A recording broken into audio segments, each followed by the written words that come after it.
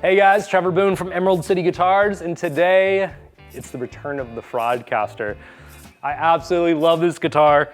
My buddy who bought this originally actually bought a totally stock, crazy 1959 Fender Telecaster that was just exquisite. Part of the deal was taking this back on, which I was so happy to do so. I love this instrument. It's got a great story that if you're curious, give me a call, I'll fill you in.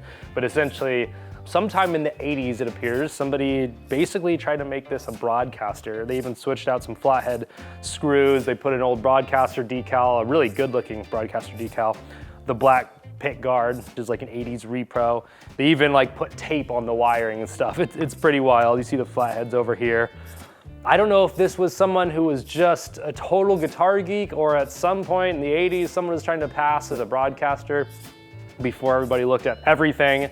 You know, back in the day, you might pop the neck, but maybe not back then. The neck on this does say 55. It's a really lightweight 1955 Fender Telecaster.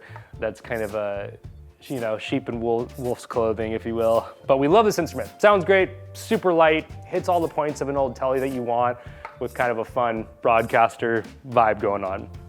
Today, Aaron Hiebert will be playing this through a really magnificent amp. It's a 1965 Fender Deluxe Reverb that was modded by the Ken Fischer of Trainwreck. It goes Dumble, Trainwreck, and then everything under that. I've never had an amp that Ken has modded. I've only had Trainwrecks that were built by him. To have a Deluxe Reverb modded by Ken is pretty badass. Basically put a gain circuit in the vibrato channel, so normal channel is normal, and vibrato channel just has some hair to it. So a fun amp to see indeed. You get the vintage aspect, you get the Ken Fischer, it's totally up our alley. So we're gonna hand it over to Aaron Hiebert, who's gonna play this 1955 Fender Tele, AKA the Fraudcaster, through a Deluxe Reverb modded by Ken Fischer. Let's get to it.